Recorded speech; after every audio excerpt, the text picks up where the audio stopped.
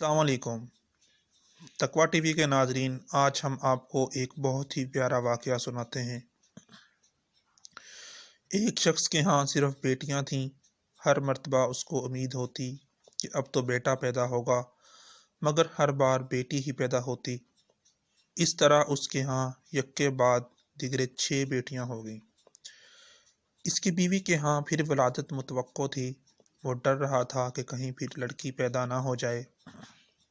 شیطان نے اس کو بہکایا، چنانچہ اس نے ارادہ کر لیا اب بھی لڑکی پیدا ہوئی تو اپنی بیوی کو طلاق دے دے گا۔ بھلا اس میں اس کی بیوی کا کیا قصور؟ رات کو سویا تو اس نے عجیب و غریب خواب دیکھا۔ اس نے دیکھا کہ قیامت برپا ہو چکی ہے، اس کے گناہ بہت زیادہ ہیں جن کے سبب اس پر جہنم واجب ہو چکی ہے، لہذا فرشتوں نے اس کو پکڑا اور جہنم کی طرف لے گئے۔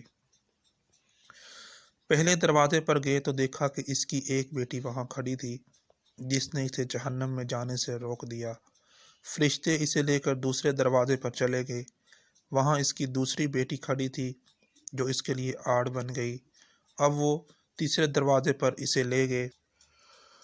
وہاں تیسری لڑکی کھڑی تھی جو رکاوٹ بن گئی۔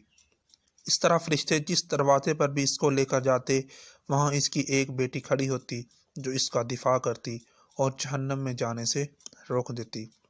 غرض یہ کہ فرشتے اسے جہنم کے 6 دروازے پر لے کر گئے، مگر ہر دروازے پر اس کی کوئی نہ کوئی بیٹی رکاوٹ بنتی چلی گئی۔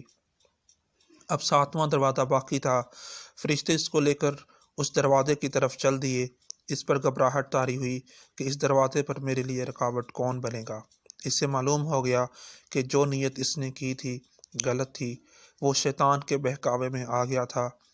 انتہائی پریشانی اور خوف دہشت کے عالم میں اس کی آنکھ کھل چکی تھی اور اس نے رب العزت کے حضور اپنے ہاتھوں کو بلند کیا اور دعا کی، اے اللہ مجھے 7ویں بیٹی عطا فرما، اللہم ارزقنا السابعۃ۔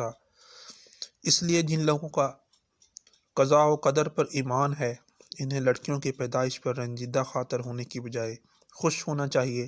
ایمان کی کمزوری کے سبب جن پر عقیدہ لوگوں کا یہ تصور بن چکا ہے کہ لڑکیوں کی پیدائش کا سبب ان کی بیویاں ہیں، یہ سراسر غلط ہے۔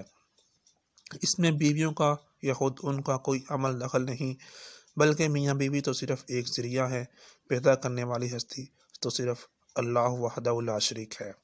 اگر آپ کو یہ ویڈیو ہماری اچھی لگی ہے تو پلیز لائک کریں اور شیئر کریں اور ہمارے اس چینل کو سبسکرائب کریں۔